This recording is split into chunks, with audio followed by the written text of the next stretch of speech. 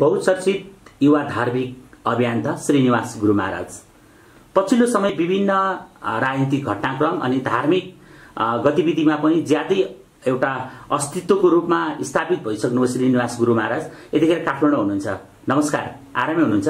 नमस्कार, आरामै छु। अनि हिजो आज कस्तो के हुँदैछ? हिजो आज अब देशकाल परिस्थिति देखेर अब भनौँ न एक खालको दुःख लागेको छ। अहिले जनताहरू हामीहरू सबै अहिले चाहिँ कोरोनाको कारणले गर्दाखेरि सबै दुखी छौँ। अब धेरै चाहिँ सजगता अपनाउनु पर्ने बेला छ र त्यसमा पनि फेरि देशको सबै कुरा राजनीतिक माहौल परिवेश अनि धर्ममाथिको विभिन्न प्रहारहरू आदि इत्यादिले चाहिँ अलिकति के गर्ने कसो गर्ने भन्ने माहौलमै हामीहरू चाहिँ चिन्तन मनन गरिराखेको अवस्था छ। अहिले यो पछिल्लो कदम यहाँको जुन धार्मिक सक्रियता बढ्दो छ काठमाडौँमा पनि देखिराख्नु भएको छ, विभिन्न धार्मिक गुरुहरूलाई एकै ठाउँमा थापथलोमा जम्मा गर्ने विचार विमर्श केका लागि? यो हाम्रो लक्ष्य त मैले पहिल्यैबाट पनि हजुरहरूलाई थाहा नै छ।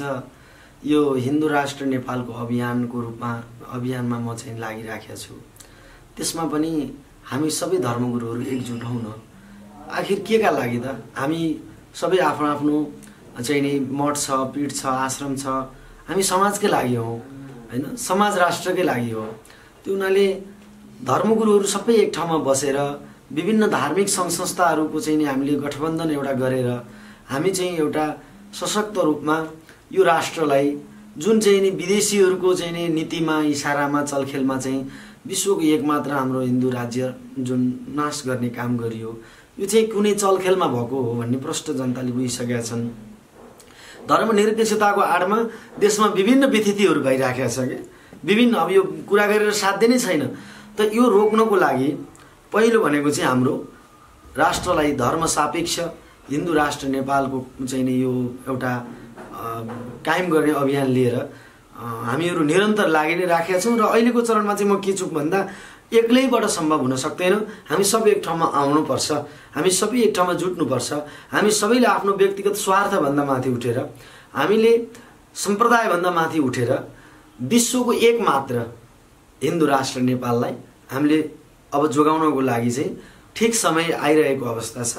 हामी सबै राष्ट्रवादी शक्तिहरू, सबै हामी हिन्दूवादी शक्ति, ओमकारवादी शक्ति, हामी सम्पूर्ण सनातन धर्म मान्ने, प्रकृति पूजक आदि इत्यादि हाम्रो परापूर्वज कालदेखि चलेर आएको सनातन संस्कृतिको संरक्षणको लागि अब धर्मगुरुहरूले नै अगाडि बढ्नुपर्छ भन्ने यो विचारहरू मननहरू लिएर चाहिँ अहिले म सबै ठाउँमा धर्मगुरुहरूलाई, सङ्घ संस्थाका प्रमुखहरूलाई भेटघाट गरेर हामी कसरी एक हुने, हामी मिल्यौँ भने न समाज मिलाउन सकिन्छ, हामी मिल्यौँ भने न जनताहरूलाई एक ठाउँमा ल्याएर जोडाउन सकिन्छ भन्ने यो विचार लिएर म अहिले सबैसँग भेटघाट, सरसल्लाह, छलफल र पूर्व तयारी पनि भन्नु पर्यो।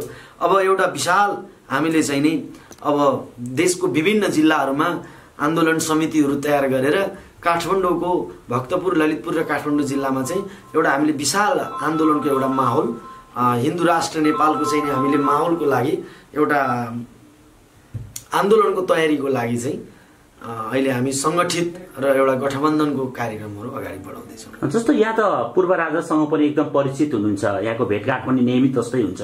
अब राजाबाट चाहिँ हिन्दू राष्ट्र पुनर्स्थापनाको लागि शुभकामना आइरहेको छ भन्ने कुरा पनि आइरहेछ। अब यो बिचमा चाहिँ विश्व हिन्दू महासङ्घहरूले चाहिँ कोही कुन बात भनेर यो एकीकरण नहुनाको कारणको विकल्प अर्को कुनै महासङ्घको जन्म हो कि अथवा वास्तविक हिन्दू राष्ट्रको आन्दोलन हुँदैछ? विश्व हिन्दू महासङ्घ हामी सबैको एउटा छाता सङ्गठन हो, मैले मानेर आएको छु। र विश्व हिन्दू महासङ्घको यो एजेन्डा त्यो एजेन्डा भन्ने कुरामा चाहिँ म के भन्छु भने विश्व हिन्दू महासङ्घ पहिल्यै तत्कालीन महाराज धीराज वीरेन्द्र विक्रम शाहदेवबाट चाहिँ र योगी नरहरिनाथ गुरुको देन हो यो। र हामीले उहाँहरूको विचारलाई फलोअप गर्नु त्यो नै हाम्रो एउटा वास्तविक हाम्रो पिता पुर्खा हाम्रो चाहिँ नि सनातन संस्कृतिको संरक्षणमा लाग्ने, तर योगी नरहरिनाथको विचारलाई चाहिँ हामीले मनन गर्न नसक्ने हो भने त फेरि राष्ट्रियता मलाई छ जस्तो हुन्छ जस्तो लाग्दैन। र के छ भन्दा नेपाली जनताहरूले हिजोको र आजको राजनीतिक परिवेश 62-63 अगाडिको र त्यसपछिको विषयवस्तु छर्लङ्ग बुझिसकेको अवस्था छ। मैले बुझाइराख्नु पर्दैन। र म एउटा धर्मगुरु भएको नाताले धर्मको विषयमा मैले कुनै कुरामा पनि चुक्नु हुँदैन भन्ने कुरा छ। राज संस्थाको विषयमा जनताहरूले पनि धेरै कुराहरू बुझिसकेको मैले देखेको छु र मेरो विचारमा चाहिँ मेरो मुद्दा धर्मको हो र धर्मप्रति र हिन्दू राष्ट्रप्रति राज संस्थाको पनि उत्तिकै समर्थन र राज संस्थाको पनि उत्तिकै चाहिँ नि लगाव देख्दाखेरि चाहिँ धर्म नीतिमा जोडिएर हुने राजनीति नै हामी समर्थन गर्छौं। हामीलाई अहिलेको वादले यति दुःख पीडा दिएको अवस्था छ। हेर्नुस्, गणतन्त्र भनेका छन्, लोकतन्त्र भनेका छन्, 10औं अर्ब पैसा चाहिँ 2-4 महिनाको लकडाउनमा सिद्धिया छ। कुन जनताले के राहत पाछन्, देशै नरला भन्ने परिस्थिति छ अहिले। भोलि नेपाल चाहिँ नि के सिक्किम भन्ने देशमा जनता पनि छन्, सबै कुरा छन्, सिक्किम भन्ने ठाउँ पनि नाम पनि छ, सबै कुरो छ, तर देश छैन के। आज नेपाल पनि भोलि त्यही परिस्थितिमा जान सक्छ कि भन्ने चिन्ता एकदमै छ। त्यो हुनाले मेरो विचारमा यो राजनीतिक विषयमा त म त्यति जान्दिनँ, तर मैले सबै पब्लिक र जनताहरूको चाहिँ नि विषयलाई मनन गर्दाखेरि अब जनता चाहिँ यो गणतन्त्र लोकतन्त्र यी चाहिँ नि यी दलका नेताहरूले गरेका विभिन्न भ्रष्टाचार व्यथिति हैन, अब संस्कृति मास्ने, देशको राष्ट्रियता मास्ने यो काममा चाहिँ यिनीहरू फेरि कोही आफूबाट सञ्चालित छैनन्। हेर्नुस्, सब बाहिरबाट सञ्चालित छन्, कोही पनि सञ्चालित छैन। यो देशबाट यो माटोबाट सञ्चालित व्यक्ति हामीलाई चाहियो हैन। त्यसमा हुन सक्ला भोलि हामीले धर्मको आवाजहरू उठाउँदै गर्दाखेरि पब्लिकले जनताले सम्पूर्णले चाहिँ नि हामीलाई हिजोको व्यवस्था फेरि चाहियो, यो गणतन्त्रले हामीलाई चाहिँ नि हाम्रो चाहना पूरा गर्न सकेन भन्दाको बखतमा अब त्यो जनताले नै हिजो यो ठुलो सपना देखेर गणतन्त्रको पछाडि लागे, जनताले नै फेरि गणतन्त्र मासेर हामी त हिजोको बरु ठिक रहेछौँ भन्ने दिन पनि आउन सक्ला कि भन्ने मेरो मनन हो। एकदम अर्को कुरा यहाँसँग जोडिहालौँ। यहाँले त गोली समेत लागेको छ यहाँलाई, यहाँ त्यो अवस्थाबाट आज नयाँ जीवन पाएर आइरहनु भएको छ। यो परिवेशमा मुलुकमा यतिखेर अशान्तिमय ढङ्गले भएको छ। एकपछि अर्को हत्याकाण्डहरू पनि भइरहेको छ, धर्मगुरुहरू पनि सुरक्षित भएको देखिरहेको अवस्था छैन।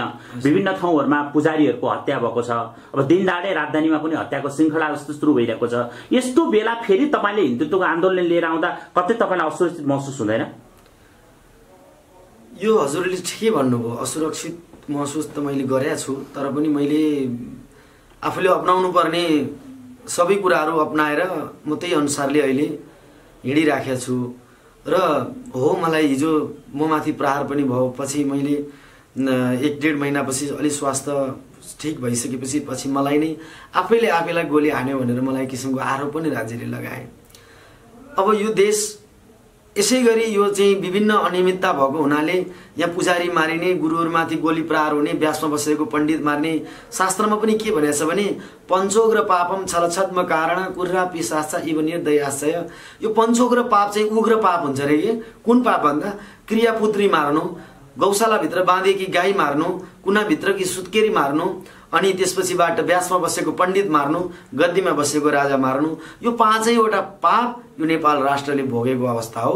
र यो निम्त्याएको पनि अहिलेकै यो गणतन्त्रमा नाचिरहेका चाहिँ यो अग्रस्थानमा बस्नेहरूकै कारणले यो भएको छ। त्यो हुनाले अब यसलाई निमिट्यान्न बनाउनको लागि अब हामीले धर्मको आन्दोलनलाई नै लिएर राष्ट्रमा चाहिँ हामीले ठुलो आमूल परिवर्तन ल्याउनुपर्छ। युवाहरूले देश चलाउनुपर्छ, नयाँ नेतृत्व आउनुपर्छ। यो चाहिँ नि हिजो राजाको पालामा पनि यिनीहरू नै थिए, आज पनि यिनीहरू नै छन्। यिनीहरूले नै गएर विभिन्न चाहिँ विदेशीहरूको एजेन्ट भएर काम गरिराखेका छन्। मैले देख्दाखेरि त राजा ज्ञानेन्द्रमा चाहिँ एउटा राष्ट्रियता देखेको छु। देशप्रतिको माया छ भने अगर उसलाई छ, यी नेपालीले चुनेर पठाएको हाम्रो अहिले जुन विश्वास गरेको नेताहरूलाई त्यसको माया छैन। अगर यो माटोको माया छ भने 247 वर्ष आफ्नो पिता पुर्खाले राज्य गरेर निर्माण गरेको यो देशको माया मैले चाहिँ राजालाई छ। तर राजाको एजेन्डा, राज संस्था, राजा ल्याऊ भनेर म आन्दोलन गर्ने राजाको वरिपरि बस्नेहरू जुन हिजोको जुन थियो नि, अहिले पनि त्यही नै परिवेश देखिएको छ। आज पनि राजाका नामहरू चाहिँ एक किसिमले भजाएर आफ्नो दुनो सोझाउने पारामा आए भन्ने कुरा छ नि, के हो यो? मैले त्यही भएर त भने नि, मैले राजा आऊ राजा ल्याऊ भनेर चाहिँ मैले एउटा देखावटी त्यसरी चाहिँ कुनै पनि कार्यक्रमहरू गरेका छुइनँ। राज संस्था यो देशको एउटा अभिभावकको रूपमा रहनुपर्छ भन्ने सम्पूर्ण धर्मगुरुहरूको बाहिर मुखले जेबले पनि मनमा त्यही छ। हेर्नुहोस्, किनभने आज देखियो नि त, हिजोसम्म त हामी केही आशावादी थियौँ यिनीहरूले केही गर्लान् कि भनेर, तर आज देखिन छर्लङ्गै। देशको माया छैन।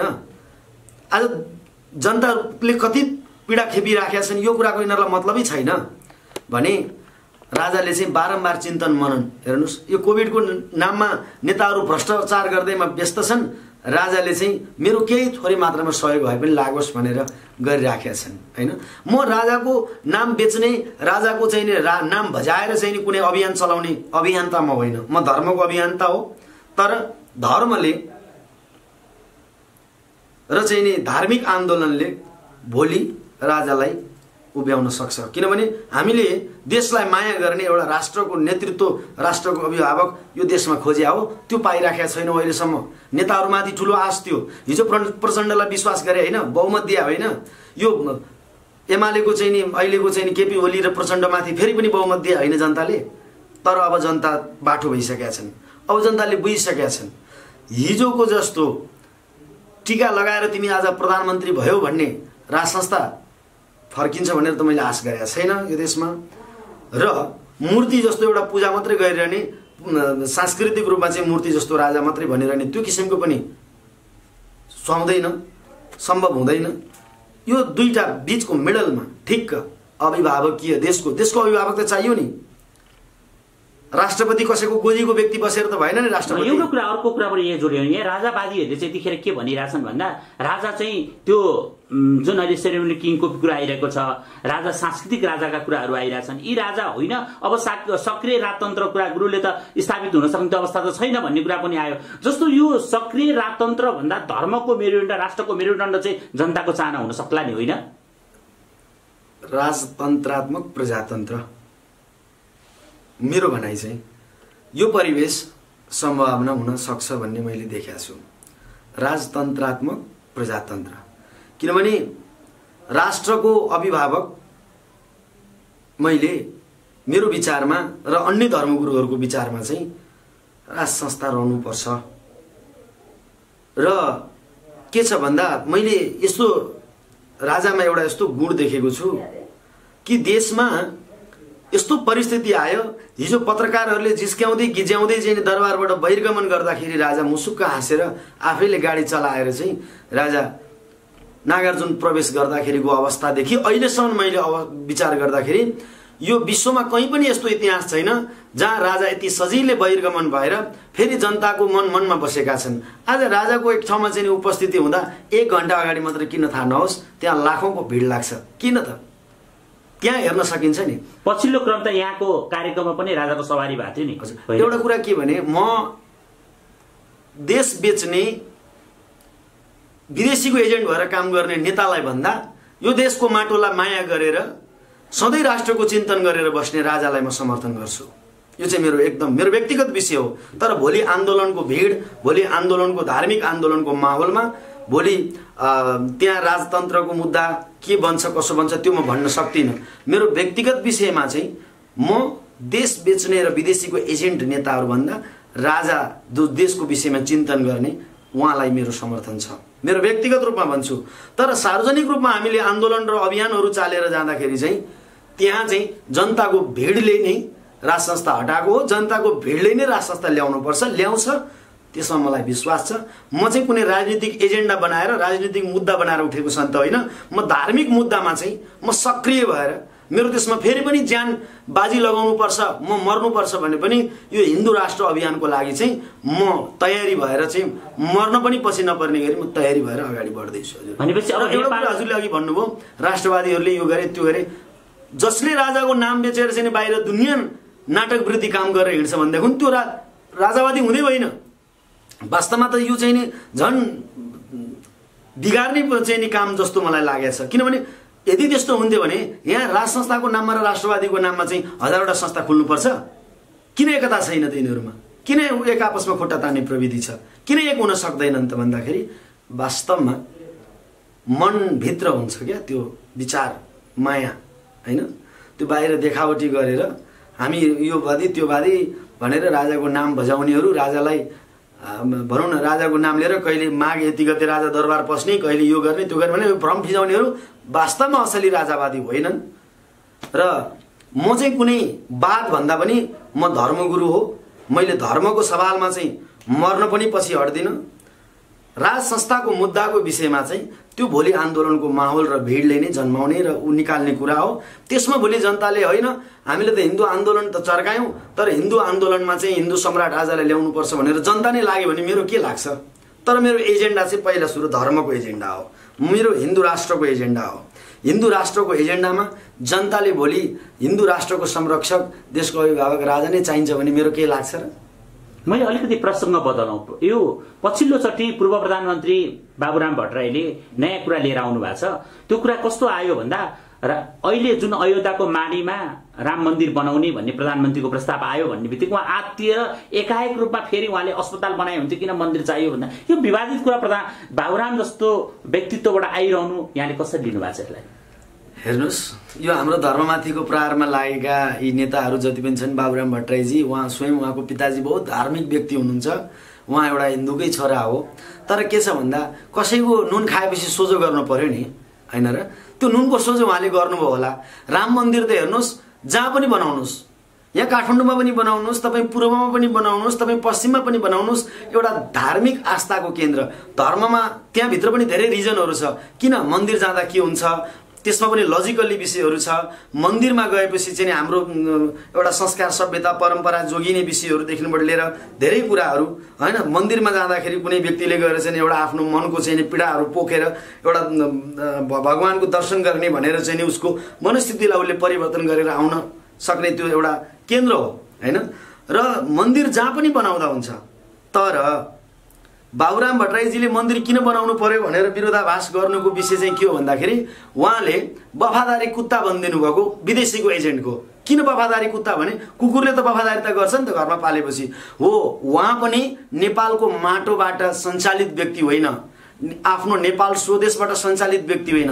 उहाँहरूले त हिजो डलर खाइसक्नु भएको छ, पैसा खाइसक्नु भएको छ। विभिन्न चाहिँ नि धर्म परिवर्तन गराउने संस्थाहरूको चाहिँ नि उहाँहरूले नुन खाइसकेपछि त्यो नुनको सोचो गरेन भने त उहाँलाई भोलि अप्ठ्यारो पर्छ नि। त्यो भएर उहाँले त्यसरी बोले हो। त्यो कुरा हामीले बुझेका छौँ, नेपाली जनताले बुझेका छन्, त्यो उहाँ कराइरहनुहुन्छ त्यो कुरा। अन्त्यमा जस्तो यहाँलाई हामीले सोध्न छोडेका विषय र यहाँलाई भन्न मन लागेको कुरा केही छ भनिदिनुहोस् न। मलाई एउटै कुरा भन्न मन छ, सम्पूर्ण अहिले यो हाम्रो हिन्दू अनलाइन टेलिभिजन लाई अवलोकन गर्नुहुने सम्पूर्ण महानुभावहरूलाई म के अनुरोध गर्छु भने हामीहरू सबैमा कसैमा कसैमा कसैमा केही न केही क्षमता छ, हामीहरूमा त्रुटि पनि हुन्छ। हेर्नुहोस्, त्रुटि नभएको त भगवान मात्रै हो, 32 गुणले लक्षणले युक्त, होइन? त्यो हुनाले कतिपय कुरामा सबै हामी हाम्रो आफ्नो आफ्नो तबकाबाट सानो सानो कमजोरी हुन सक्ला, तर त्यो कुरालाई सुधारेर हामी सबै हिन्दूवादीहरू एक ठाउँमा जम्मा हौँ। म कुनै राजनीतिक एजेन्डा र विषय लिएर उभिएको व्यक्ति होइन, म धर्मको एजेन्डा लिएर उभिएको छु र हामीहरू सबै एउटा धार्मिक माहौलमा स्ट्यान्ड हुनु जरुरी छ। देशै रहने हो कि नरहने हो भन्ने परिस्थितिमा आजको माहौल गुज्रिरहेको अवस्था छ। देशमा अहिले जनता यति पीडित छन्, हेर्नुहोस्, सबै व्यवहार अर्थ सबै डामाडोल छ। अहिले कतिपय गरिब जनताहरू खाना नपाएर मरेका छन्, कतिपय आत्महत्या गरेर मरिराखेका छन् भने यो देशमा नयाँ युवा पिँढीको समय अब ल्याउनुपर्छ। यी बुढा भएका पितृ भइसकेका पेन्सन पाइसकेका यी राजनीतिज्ञ बुढाहरूलाई चाहिँ नि पन्छाएर हामीले नयाँ युवाहरूबाट देश चलाउने एउटा माहौल सिर्जना गरिदिनु छ। धर्मको स्थापना, विश्वको एकमात्र हिन्दू राष्ट्र नेपाल हामीले कायम गराउनुपर्छ। यसको लागि हामी सब एकजुट हौँ, सबै सङ्घ संस्था, सबै धार्मिक गुरुहरू एउटै मञ्चमा बसौँ, सबैको विचारलाई मन्थन गरेर अनि एउटा विचारलाई लगाउँ, सबैको सल्लाहमा काम गरौँ। कुनै एउटा व्यक्तिले गरेर केही हुँदैन, मैले मात्र गरेर नि केही हुँदैन। हामीले अहमता त्यागौँ, मेरो संस्था आऊ, मेरो संस्थाको मात्रै डम्फु बच्छ भन्ने सिस्टममा नजाउँ। हामी सबै एक ढिका भयौँ भनेदेखि यहाँ भोलि हामीले नेपालमा ठुलो परिवर्तन ल्याउन सक्छौँ। नेपाली जनता जुन निराशा भएर बसेका छन्, अहिले हामीले जुन पार्टीलाई पठाइने आखिर त्यही रहेछ भन्ने माहौल बुझिसकेका छन्। अब राष्ट्रलाई हामीले नेपाल आमाको विकल्प हामी तयार हुनुपर्छ। त्यसको लागि सबै धर्मगुरुहरू, सबै राष्ट्रवादी युवाहरू, हामी हिन्दू राष्ट्रका पक्षमा लागेका सबै जनहरूले चाहिँ अब एक ठाउँमा मर्च भएर काम गर्ने बेला आएको छ। सबै एकजुट हौँ, जसले सुरु गरे पनि धर्मको काममा एक ठाउँमा आउँ भन्नको लागि म सबैमाथि, सम्पूर्ण महानुभावहरूमाथि, गुरुहरूमाथि, धर्मगुरुहरूमाथि, राष्ट्रप्रेमी राष्ट्रवादी शक्तिहरूमाथि म सबैमा यही अपिल गर्न चाहन्छु। हस्, यहाँको यति व्यस्त समयको बावजुद पनि हामीलाई समय दिनुभयो, त्यसका लागि यहाँलाई पनि धन्यवाद। हजुरलाई पनि धेरै धेरै धन्यवाद।